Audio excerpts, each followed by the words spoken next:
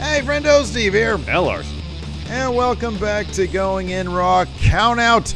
It's the top 10 show. That's not one of them shows that's all highly produced and stuff. It's just us, podcast form, talking about some history of professional wrestling. In this case, it is Money in the Bank. Of course, this past Saturday, we had Money in the Bank pay-per-view 2022, where, of course, somebody won Money in the Bank for men and somebody else won Money in the Bank for women. We don't know because we're taping this a day in advance of that. Yes. So, I don't know. Maybe there was a cash-in that was awesome. Maybe there was a cash-in that belongs on this list, in which case this list would be super appropriate. But that one isn't going to be included on this list because for us, show hasn't happened yet. But these have happened. And all of them, for varying reasons, are less than ideal cash-ins. Some of them, especially towards the 4, 3, 2, and 1, just complete bunglings of the entire Money in the Bank contract enterprise. What was kind of interesting about this, just sort of piggyback off what you just said, is there's, for a lot of these, there's actually some silver linings. Yes. There's actually some that's like, oh, well, this might have been a bad cash-in for a specific reason, but there are other elements of it that really weren't that bad. Yeah, totally. Although, again, towards the lower numbers, like 3, 2, and 1, kind of, especially number 1, just bad. It's more difficult to find those silver linings. Bad.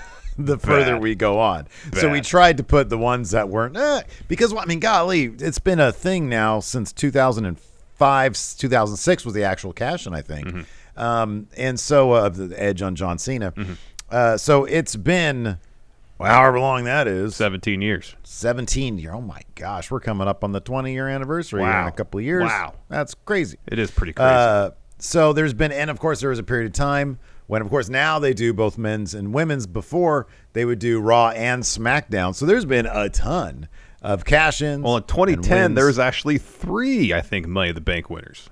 Because Jack Swagger got it that year's WrestleMania. Then they had a themed pay-per-view, and I believe there was 2 other Money in the Bank winners at that show. Swagger got a Mania, I think. Yes, and then Kane. And then they did the pay-per-view where Kane won it. Won it, and I think one of them. Did Cena win? No, one he didn't get the other also? one. He didn't get the other one. It was Daniel Bryan. Was it Daniel Bryan that year? I'll check. Hold on. He cashed in on a Big Show and Mark Henry. Yeah, that might have been 2011. That's the right year. Let me double check. 2010. Right. It was The Miz. It was The Miz. Oh yeah, of course. It was The Miz. Of course. Yeah, for the WWE title. Yeah. All right, so let's just go ahead and dive into this. Starting off with number 10. Big E. This was just last year. Yeah, this one breaks my heart. Silver lining, we got to see. Yeah, there you go. I get the Lauren Moran drawing of Big E that I got you. The silver lining, of course, is we got to see Big E as champion. Absolutely. It was a big moment. It was. In the moment, the crowd loved it. I loved it. Yeah, I loved it too. The problem was the execution. Yes. Left so much to be desired, and then we sort of take all this stuff into consideration. Mm-hmm. And then the actual run that he had as champion after that. The run with the briefcase, the cash in, the moment of him holding the title was great, but then it just sort of fell apart. It did. We're both huge fans of Big E here on the show. One of my absolute favorite wrestlers in the entire world. So when he won Money in the Bank, I was super excited. When he was kind of alluding to the idea that he was going to try to cash in on Raw against Lashley, I was excited because I didn't think his fortunes would be too good against Roman, considering the story they were doing with Reigns at the time. But then some of the drama was kind of sucked out of it to begin with. All of the drama was sucked out of it. Because he announced the cash in on Twitter before he did it. And then there's an issue with the entire Money in the Bank enterprise. It's more advantageous for a heel to do it, in an opportunistic fashion. But when a face does it, I don't know. For me, it kind of falls flat because you feel like, a baby face, that match is going to feel more meaningful and more earned if they cash in to say, we're going to have a match tonight, main event. You and me, Bob Lashley. You know what I mean? As opposed to coming in, cashing in after Lashley already had a match against Randy Orton and then doing it in the typical fashion. I just don't feel like that works very well for face wrestlers. Heels, yeah, they should be opportunists, absolutely. But for babyface, I don't really feel like it works that well. It has to be and I don't think we've really even seen it. It has to be a very specific thing where the babyface has to be facing such significantly overwhelming odds. Honestly, it would be a situation where Brock Lesnar was champion, right? And maybe he has a match with Roman Reigns, match number 23 that they've had, right? And an opportunistic cash-in would occur with, like, I don't know, a Rey Mysterio. Let's say, like, Mustafa Ali had actually won Money in the Bank instead of Brock that year. And it's like the crowd's on your side because, like, oh, you're facing a big, bad dude. This is a scary situation. You can kind of forgive the fact that it's not on even playing ground. Then you're like, oh, my God, this is going to happen. It's kind of crazy. But otherwise, you've got Big E. This is a big dude. He should not be cashing in on a fallen opponent. There's not a lot of honor in that. That's the problem, is that with him and Lashley, the playing field, physically speaking, is pretty even already. So when and then like you said, he announces it on Twitter that he's going to do it after so long teasing that he's going to cash in on Roman. They really did not maximize Money in the Bank and the inherent drama in the briefcase. And too often, and we'll see this throughout this list, too often they do a thing where sometimes, so WWE sort of at their best will take things that they have set up and then pluck them and use them properly. Seth Rollins cash in is the best example of this. Well, too often the things that they set up, you often need a plan if it's not a surefire exactly. bet. And the issue is they have no plan, and so they'll come to a point where it's like, well, we want to pop a number, we want to pop a rating. Let's have a cash in tonight. With no plan, either leading to cash in or definitely following the cash in. Because in Big E's case, yes, he had a rematch against Lashley, which he won. Then he lost a lot. He lost a lot. He lost in a triple threat. Shortly thereafter, he lost to Roman Reigns. He lost. I mean, the thing about the Survivor Series match, there's no titles on the line. And it would have been huge. Yeah, I know. For Big E to get some sort of win against Roman. Whether it's or at even least overbook the finish so that he doesn't lose clean. I know. But just him losing clean to Roman. Yeah. And then I wonder how things would have been different. Of course, at day one earlier this year, it was supposed to be Roman versus Brock in the main event. Roman got COVID. They put Brock in the WWE title match. He ended up pinning Big E to win the belt. Now, we had heard that the initial plan was for Seth Rollins to win that match. He was going to carry the belt into Mania. Big E would win the belt from him.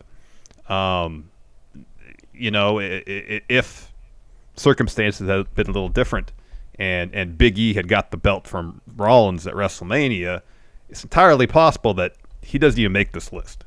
Yeah. You know?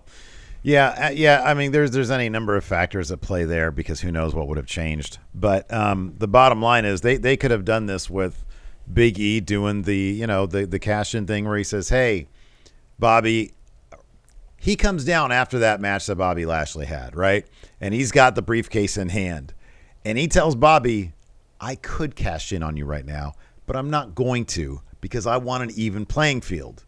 They do it the next week. You do the title changer because he eventually beat Lashley clean anyways.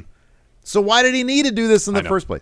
So and you're sort of, and there's not the like, and all they were trying to do was pop the rating. Yeah. And it's one of those transparent things where it's like, man, there's a number of ways you can do that, and they went through with it with the least dramatic way. So. Exactly. Let's move on. Number 9, Steve. Number 9. Kane in 2010. Now, this is one of those that actually had kind of a cool story element to it. It's just nobody gave a shit because at this point, that particular title was nobody cared about. Well, there's that also.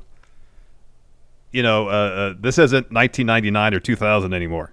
This is Kane in 2010.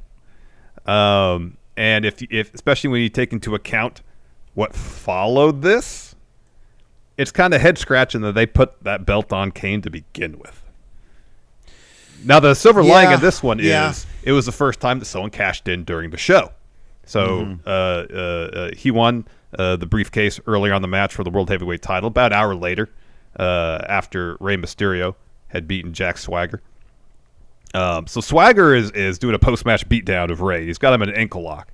And so Kane, who based on what commentary said, Kane's under the impression that Jack Swagger laid out The Undertaker. Apparently, like, The Undertaker's like comatose or something at this point. Kayfabe. Yeah. And so commentary was saying Kane thinks Swagger is the culprit, so he goes and he beats up Swagger a little bit, eventually chases him backstage. So Ray's collecting himself. He's about to start to celebrate. Kane's music hits, and he walks right back down the ring with the briefcase. It's a non-visual. See, let me stop you right there. I kind of like that idea because it's like, oh, Kane the hero's coming down, and he helps the hero Rey Mysterio, and so he goes back up. But what is Kane? He's a horror movie villain. He is. So then he comes back around the corner of the briefcase like, no. I cleared this guy out so that I can handle you and get the title. That right there alone is a cool story idea. Unfortunately, everything else about it was lame. And if you look at the crowd reaction, they do not care. Because at this point, there's been like 5 Money in the Bank cash-ins in the year. Yeah. Because like this is just coming off of Jack Swagger. We're going to get to him in a couple entries. Yeah. This is just coming off a couple months earlier. Jack Swagger cashing in on Chris Jericho, I think. Yeah, it was Chris Jericho. So Kane comes out with Little Nate. Hits a chokeslam, tombstone. Kane wins. He's the new World Heavyweight Champion. On the following SmackDown, guess what? Kane says, I cashed in on you, Ray, because you're the one who laid out Undertaker. Of course, it turns out it was Kane who attacked his brother. We all saw that coming. Well, just what we needed in 2010, another Kane-Undertaker feud. He decided his new gimmick was gaslighting Kane. He's just going around accusing everybody of doing something that he did. Exactly, so anyways. So Kane and Undertaker had a short feud through the fall, and eventually Kane lost the belt to Edge at TLC. So, it was a few months later. But again, it's there's some interesting elements here at play. Yeah. But of all the options you had in 2010 for Money in the Bank winners, why go with Kane? I mean, if you look at the field, I don't know what I don't even what was the so it was Money in the Bank. It was him. It was him. It was Big Show. It was Christian. It was Cody. It was Dolph, Drew McIntyre, Kofi, and Matt Hardy. I mean, not a lot of where am I here? Not a lot of good options there. Oh, here we go. Matt Hardy, Kofi Kingston, Drew. I mean, Drew wasn't really over in his first run. Dolph wasn't Dolph super over at the time? Or was that was a couple years later. Okay, Cody's there.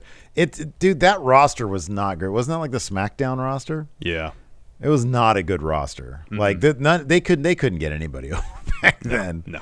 So no. But I like the idea that the Monster Kane comes out, helps somebody, leaves, and you think you're in the clear like a good horror movie, and then no, he comes back around the corner.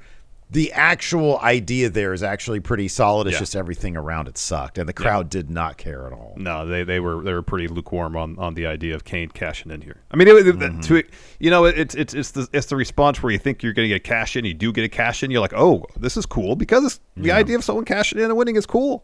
Mm-hmm. Yeah, sure. And we'll get to an instance where it kind of backfired later. Yeah, here there was a certain amount of enthusiasm because they were getting a cash in, but at the same time, well, this okay, and it was the first time it happened during the show, but the rest of it was kind of like, oh, all right, whatever. It's sort of peak era where like this title just didn't mean. It's like, well, we had the other title, and that's what everybody really cared about. When everybody knows when WWE wants you to consider a certain thing better than a certain other thing, and this is just the B roster right here. Yeah, why not roll the dice in this one and put the briefcase on Cody? He's an up and coming star.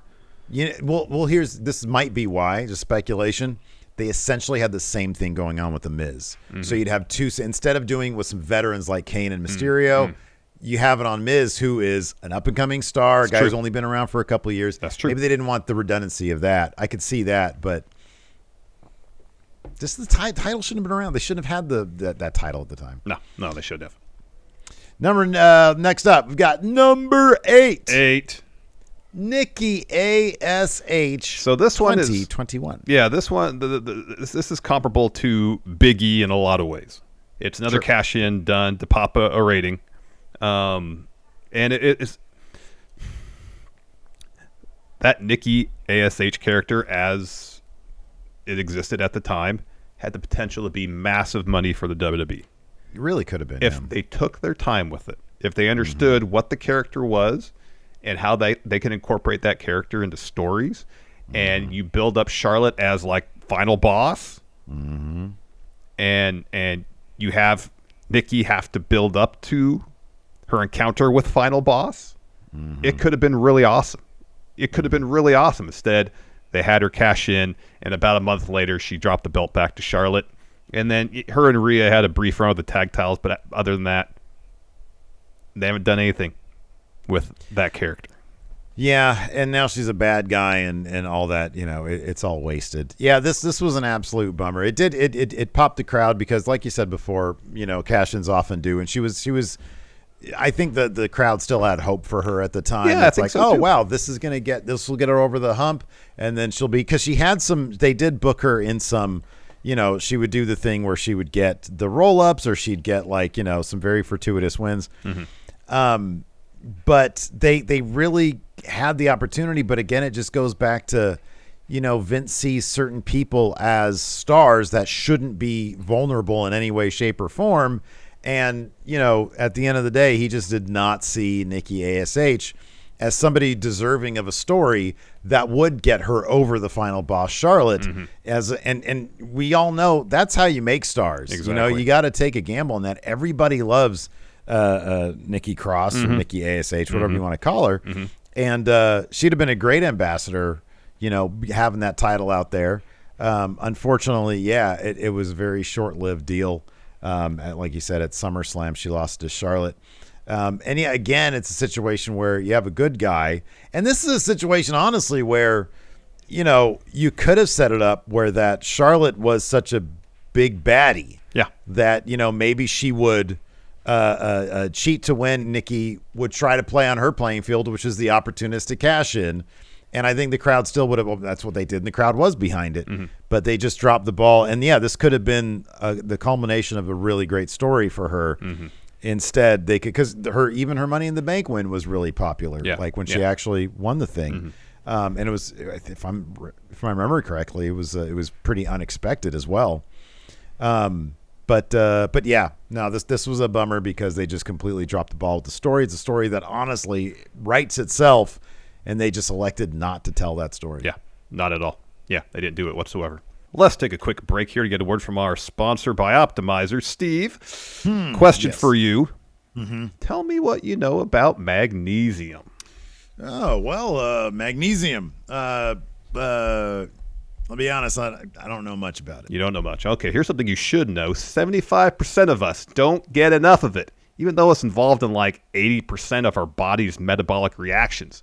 And when you don't get enough magnesium, you could suffer from poor sleep, low energy, and higher stress levels. Bad sleep, low energy, high stress. My God, that sounds like you, Larson. Well, it did sound like me, but I've started taking Bioptimizer's Magnesium Breakthrough, and I've noticed that I've been sleeping deeper and longer.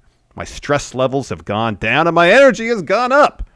And if you've taken Magnesium Breakthrough before, you'll want to try this new formula because it now includes cofactors like B6 and manganese to help with magnesium absorption, which means it's even more effective. All you got to do is take 2 capsules before bed, and you'll be amazed by how much better you sleep and how your mood and energy levels are improved the next day. Wow. For an exclusive offer for Going In Raw listeners, go to magbreakthrough.com/raw and use code RAW during checkout to save 10% and get free shipping. Again, go to magbreakthrough.com/raw and use code RAW during checkout to save 10% and get free shipping. Number 7. Jack Jack Swagger, again, 2010, the year of many cash-ins. Yeah, apparently 2010 wasn't a very good year for Money in the Bank. One of the reasons this cash-in is not very good is kind of because it's Jack Swagger. It's Jack Swagger. It's Jack Swagger. And also... They were trying to make him a thing. They were. And, I could appreciate they were trying to make a new star. One of the issues here, though, is that usually when someone does the opportunistic cash-in, it's after someone's had a match. Usually a physically grueling match, and then you're like, okay, all right, here, briefcase, take this, bang, pin, done. Chris Jericho is out there dropping a promo. Yeah. Edge comes out and spears him. DDTs him and spears him. And I understand Jericho had some FPOS rib tape on. Yeah. He had some sort of rib injury. So I understand that. They were all trying to stack the deck to make it seem like this alone would lay out Jericho. But it's jarring because we're so used. Maybe this is, in hindsight. Maybe at the time when, the Money in the Bank concept, especially cashing in, was but 4 years old, it was a novel idea. Hey, someone just cash in at any moment, not even after a match. Yeah. Middle of a promo. Looking at it a dozen years later, it hardly seems enough damage for Swagger then to come in, hit a doctor bomb, a gut-wrench power bomb, and then become the new champ. Yeah. I can actually, I'll just, for the benefit of the doubt, or for the, right. To play devil's advocate here, I'm actually okay with all that. I'm okay because like you said, even at the time, it's like, hey, bucking convention maybe. He's doing it during a promo. You don't often see that. But like you said, Jericho had the rib tape on. He got hit, with 2 moves by Edge. Not a terrible time for a cash-in. I'll actually go along with it. But it's Jack Swagger. It's Jack Swagger. Right? And nobody cared. And again, it was that damn World Heavyweight Championship that just people were like conditioned at that point. The funny thing is Jericho actually did a pretty damn good job with that title. Like he was doing the Anton Chigurh imitation. And so, I don't know. I guess he was over. I wasn't watching a whole lot back then. But if you watch this, they are all thoroughly underwhelmed by Jack Swagger. Yeah. And listen, I get it. Sometimes you got to roll the dice on a young talent. Man, in terms of, he was a legit wrestler. And he did have a good size to him. And he had a good look to him. He couldn't talk worth a damn, and he still really can't. Every once in a while, he'll do something comedic with the Jericho Appreciation Society or Inner Circle. Before that, now he's in AEW. But I don't know. I think there was maybe there was a way you could have done Jack Swagger correctly. Nobody, I don't think, ever has. But yeah, I don't know. I kind of just feel like this is Swagger.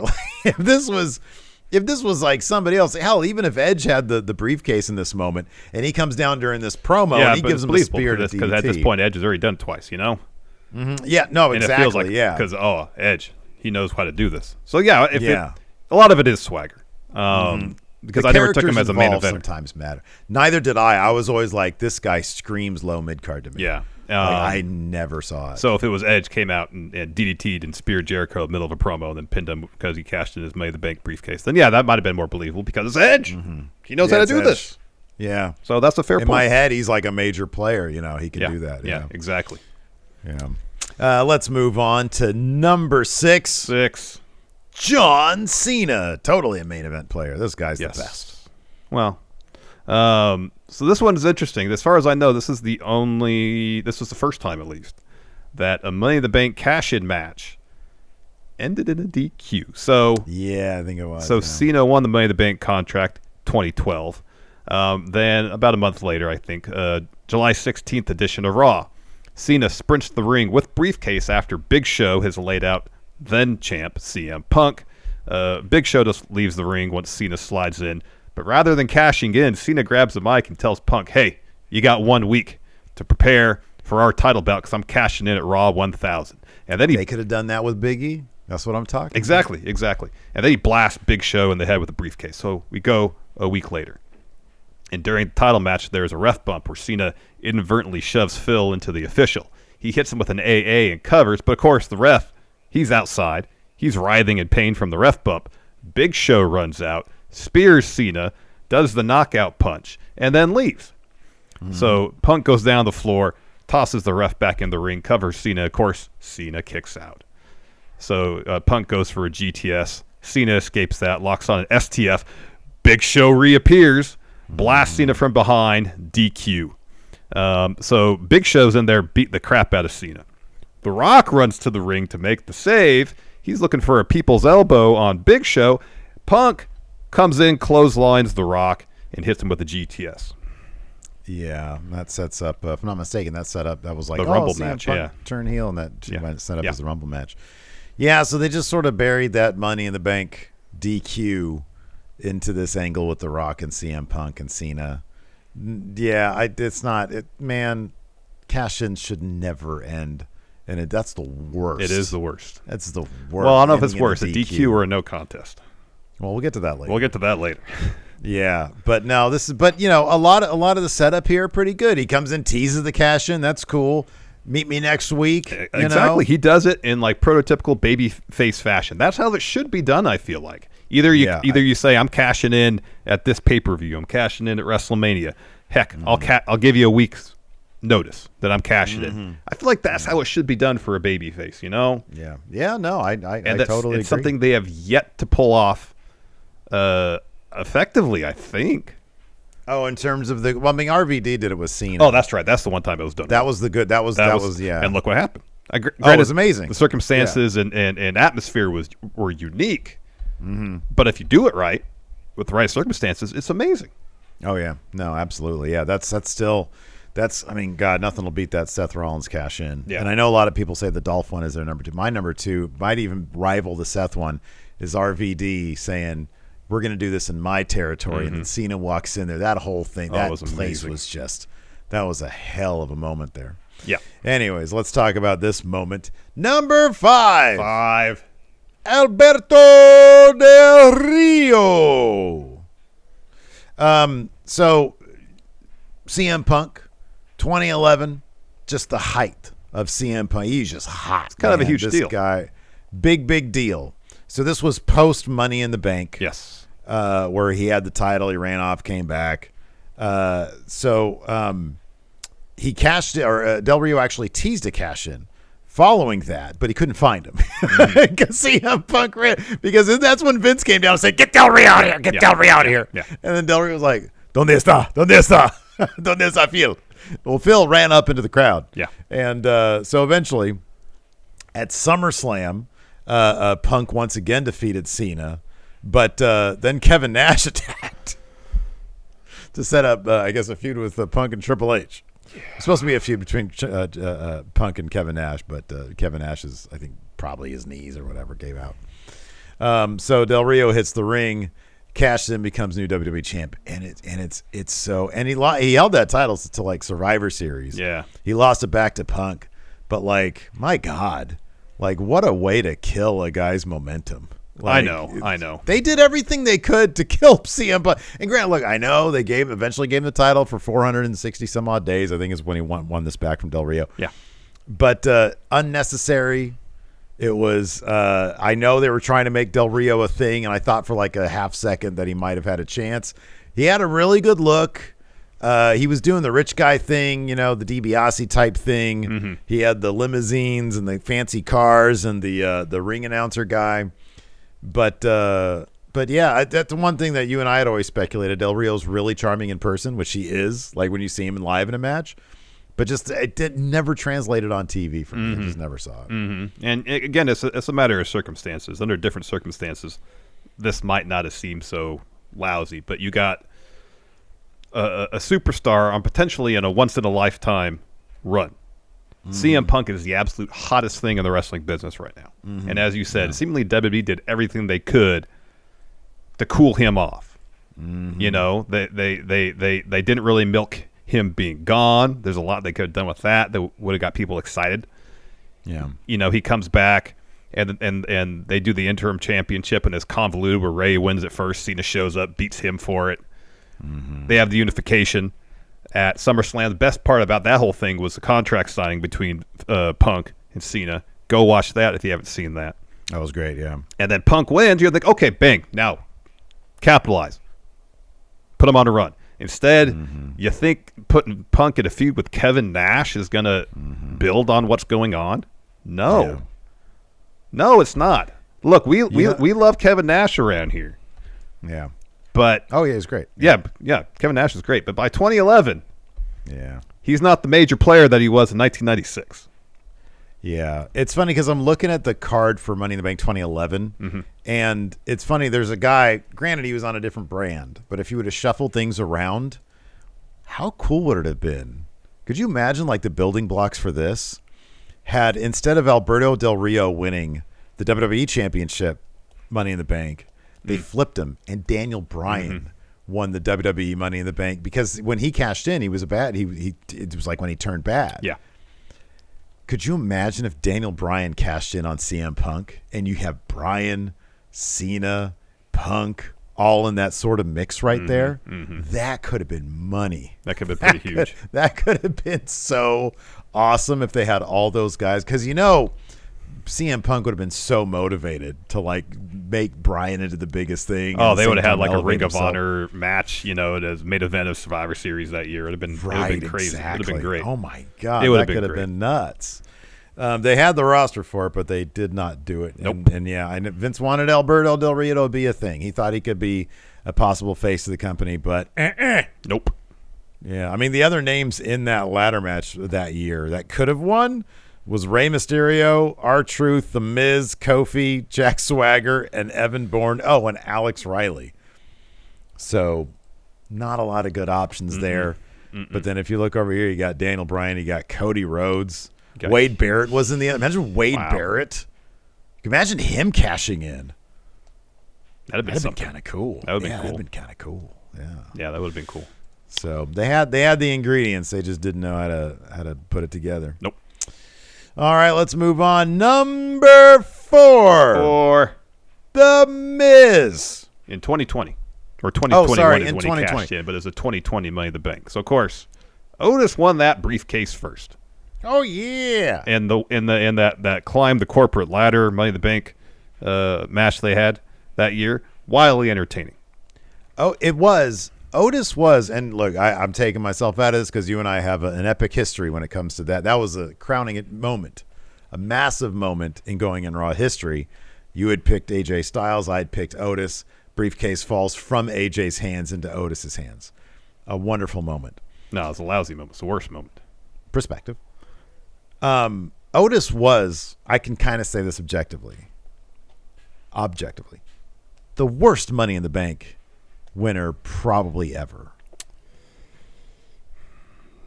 He's top 5 for sure.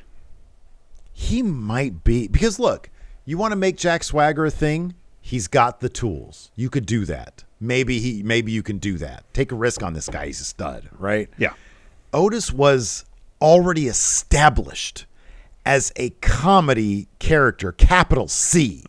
There was no way to write him out of this. They're still trying to write him out of that. And he's still not terribly convincing, because every once in a while he'll pull an Otis, you know? Oh, yeah. Like, oh, yeah. But, like, I can't think of anybody else. Like Damian Sandow, that dude should have been a world champion. Yeah, I know. That guy had all the tools. He I don't did. know why they didn't want to run with him. I don't know. You could look at any of them, man. I don't know if any of them are worse than Otis as he was in the time. You can try to put it on somebody who's young and has upside. What was Otis's upside? What was Main the event idea comedy there? wrestler, I think. I don't know. It was a situation where it seemed pretty obvious that Vince was really smitten with Otis based on probably because Otis just made him laugh in the Mandy storyline, you know? Right, but And that that's was like it. I know. That's kind of unique. It really is. But and then, of course, when maybe Vince or others start to realize, well, Otis is a comedy guy. How are we going to build him into a main eventer? And then Heavy Machinery. At the time, Otis was still a tag wrestler too. He was. They were having a main event some SmackDowns. He got so Heavy Machinery. Otis and Tucker got into a feud with Miz and John Morrison, and then from there the wheels were put in motion to get that briefcase off Otis. Of course, they had the 2 courtroom segments. Before that, Miz and Morrison stole the briefcase from Otis, but they look inside instead of the contract. It's Otis's lunch. He actually had the contract in his lunchbox. So Miz and Morrison sued Otis for possession of the briefcase, and JBL was a judge, and after the Miz bribed him, ruled in the Miz's favor that the briefcase will be put online in a match between Miz and Otis at Hell in a Cell 2020. Miz won that match after Tucker turned on Otis. Came out of nowhere. They never followed through with it either. No, they didn't. And so you think, all right, Miz has a briefcase. He'll probably lose fine. And that's what happened at first. So Miz cashed in TLC 2020 in a really fun ladder match or a TLC match between AJ and Drew McIntyre. He didn't win. Drew won that. Yeah. And then they found some loophole that because Miz wasn't the one who physically handed over the contract to the ref, it doesn't count. Even though I think Lita one time Edge cashed in, she physically handed over the briefcase. Yeah, they never look at precedent. The rule book is a sketch pad, so yeah. Change it as they please. So Miz pleaded with Adam Pearce, oh, I shouldn't count. And eventually Pearce gave him the briefcase back. And then on the December 28th edition of Raw, Miz was reinstated as Mr. Money in the Bank. And then at Elimination Chamber 2021, Miz did cash in on Drew McIntyre. However, it took a beatdown from Bobby Lashley. That had to happen first before Miz would cash in. Mm-hmm. Yeah.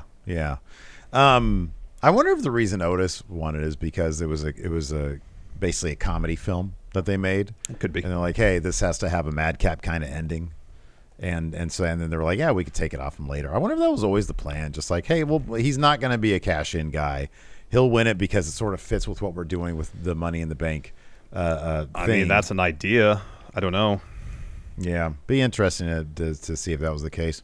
The thing is, like, by this time, especially, like, Miz and Morrison were just they were a comedy act. Yeah. Again, I mean, it went based from the hands of one comedy act to the hands of another comedy act, and then Miz just held that until there was actually that decent episode of Raw, which was just Bobby Lashley's crowning moment, where he was like chasing Miz. Yeah. Miz kept on getting out of it, and then finally, eventually, the inevitable happened, and Bobby Lashley beat him for the title. Mm-hmm. But yeah, I don't know. It's funny because even after beatdown from Bobby Lashley, I never believed that Miz would be able to beat Drew McIntyre because he was just booked into the ground. Yeah.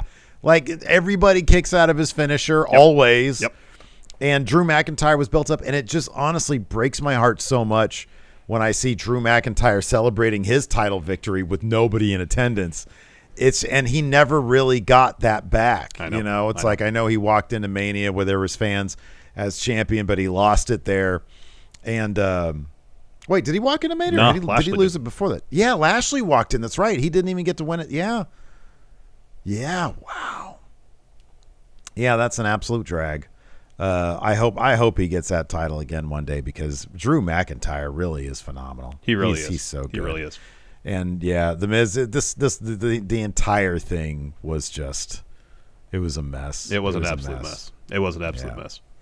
And I think to a degree we're conditioned to think of at least good or great Money in the Bank cash-ins to be someone who's taking the next step, to go to the next level, Yeah, right. Like especially with Seth, with Dolph, even RVD, because I know he'd been in WWE for a good amount of time, but he was always they put him as Intercontinental Champion. He never really got an opportunity to really go much beyond that until he won the title from Cena.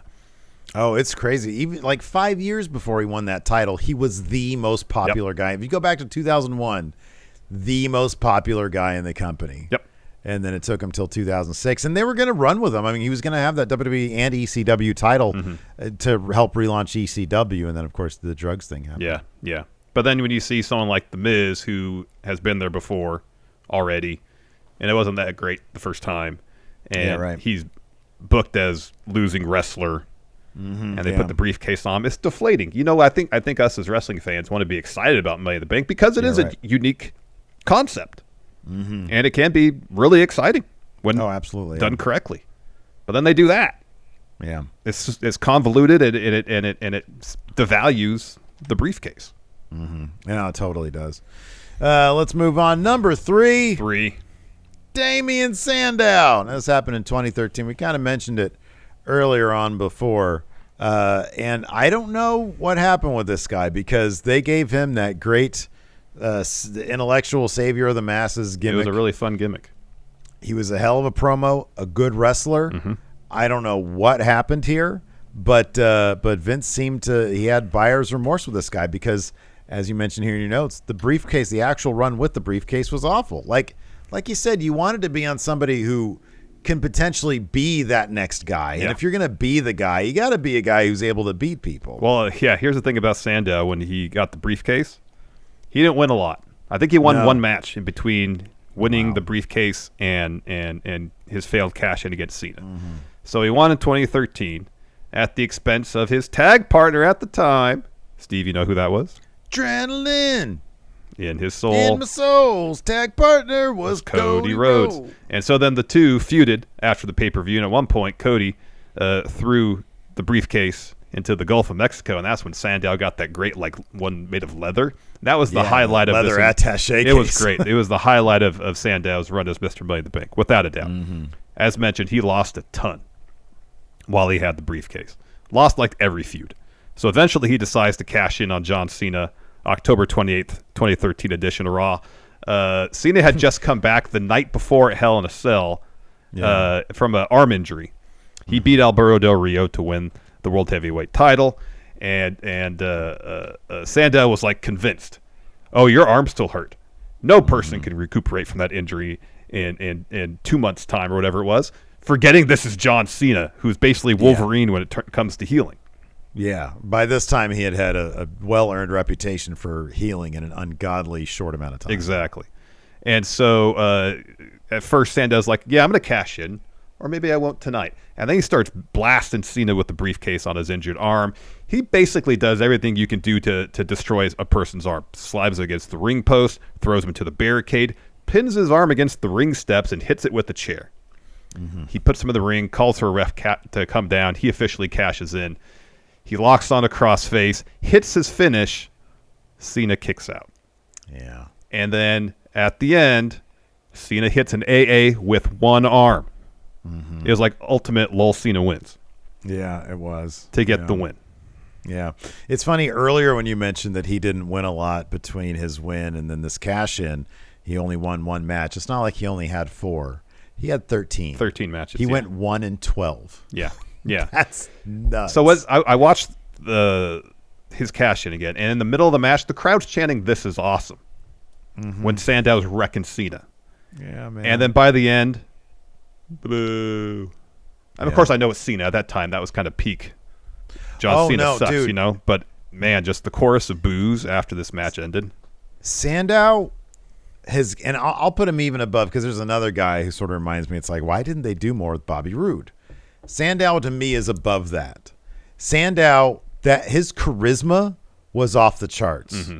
And it's funny because it's not like he went anywhere else. Like he was so perfect for WWE because everywhere else he went when he was just like normal guy or whatever, he did like a Liberace gimmick in Impact, which was actually pretty damn good, where he wore like a nude colored suit. Yeah.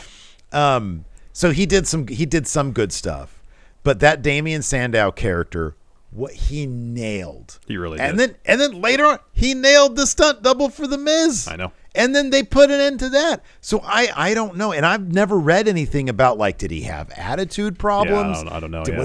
Was he difficult to work with? I mean, the guy lost. He went 1-12.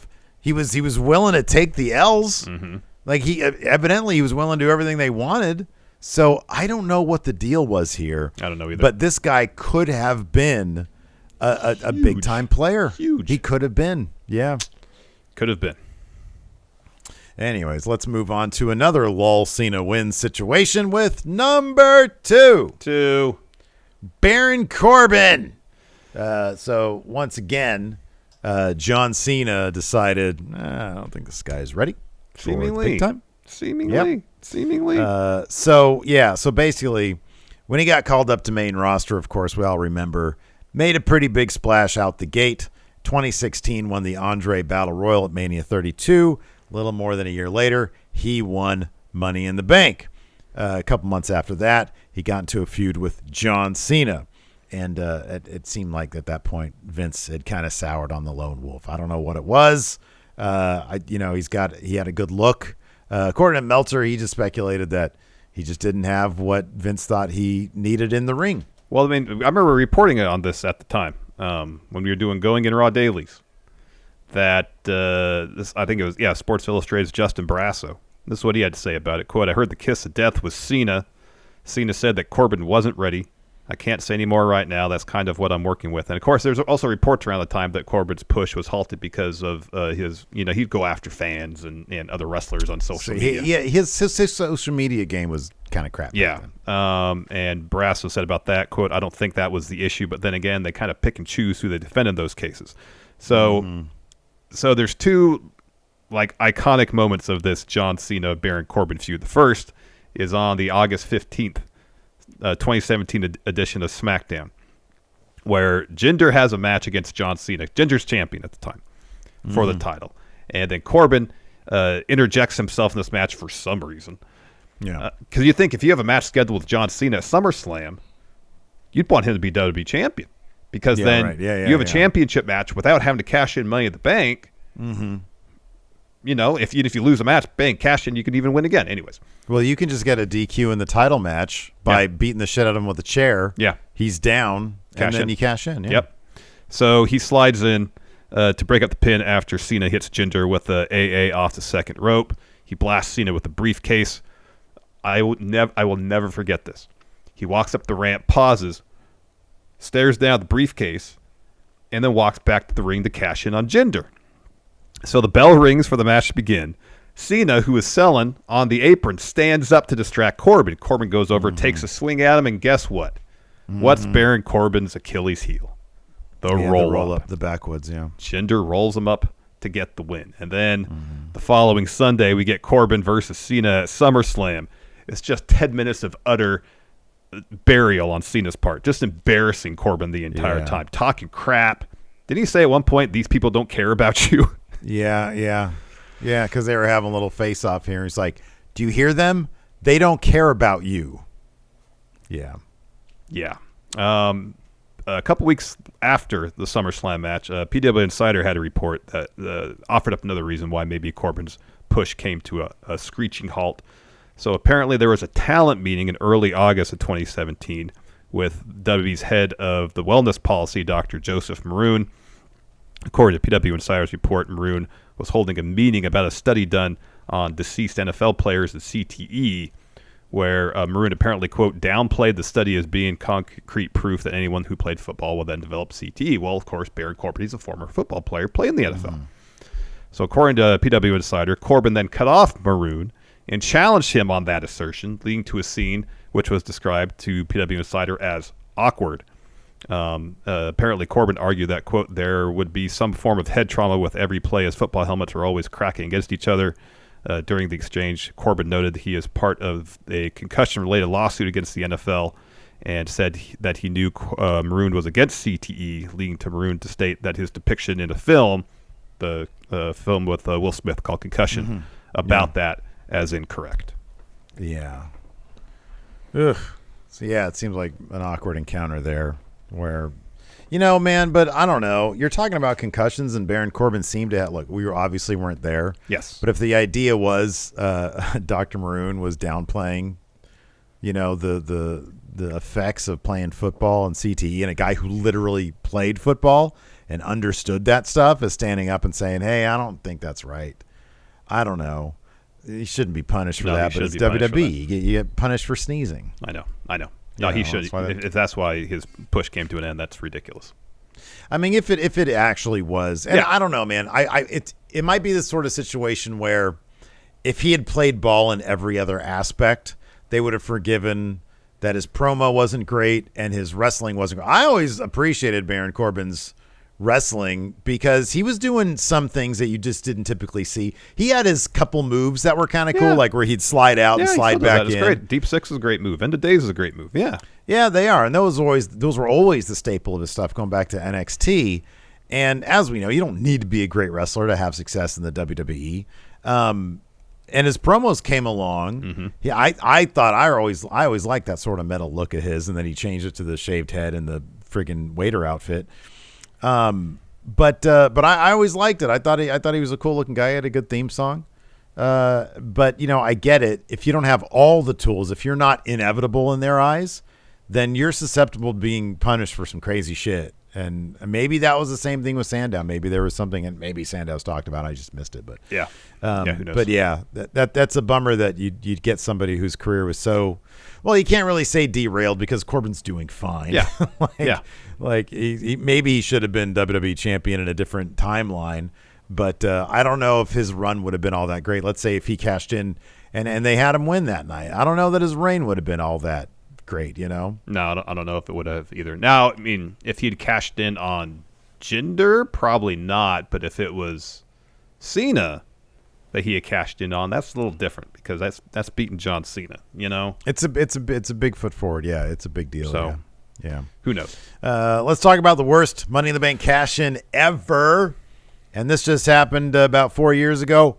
Braun Strowman. Oh, wow. So this was like just in the middle of all that Roman, Brock, and then Braun got thrown into it stuff.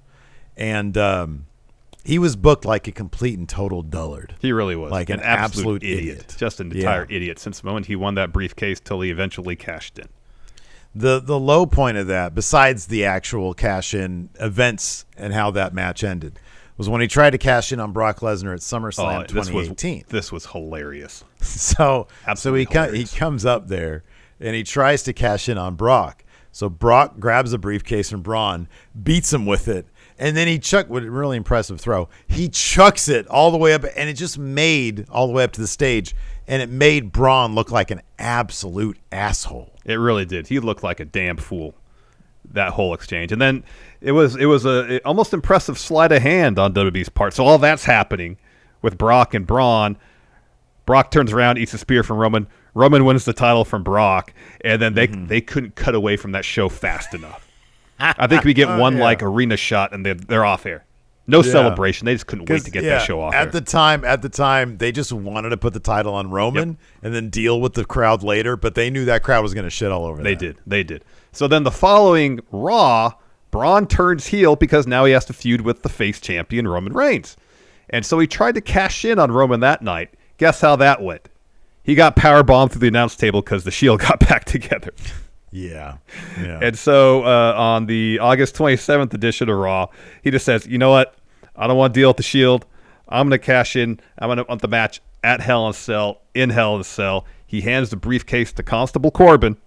Mm-hmm. And then, I believe for the first time, you have a no contest in a Hell in a Cell match. So this match is overbooked. You have Seth and Dolph at one point climbing up the cage. They both go crashing through the announce tables. Brock comes out, rips the door off the cage, lays out both Braun and Roman, and you watch the end of that, and there's you can hear the realization on the crowd's part because Brock shows up and everybody pops because destruction is about to happen. And then they come to the realization after Brock lays everybody out, and he just stands there like, this is how it's going to end? Yeah. And the excitement gets sucked out of the venue, and you just hear the boos come in.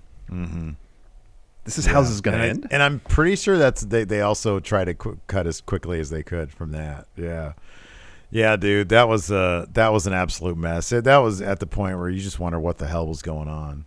Like, what are they even doing at this point? Because you got this great monster in Braun Strowman. It became obvious around that time, maybe earlier than that. But, maybe it was after he got the briefcase that they started to sour on Braun.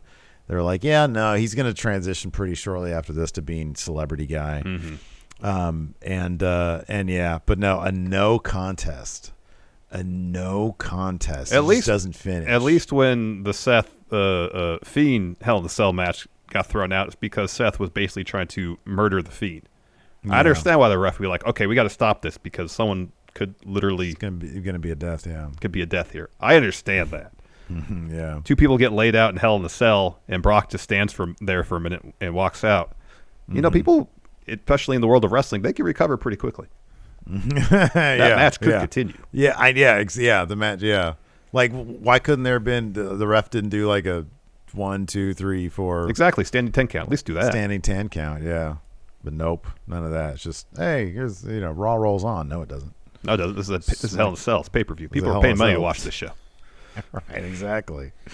Oh, man. Anyways, that's going to do it for this episode of Count Out. Let us know what your least favorite cash-ins for Money in the Bank are in the comments below. Thanks so much for watching. Check out one of these other videos on your screen right now. We will see you over there.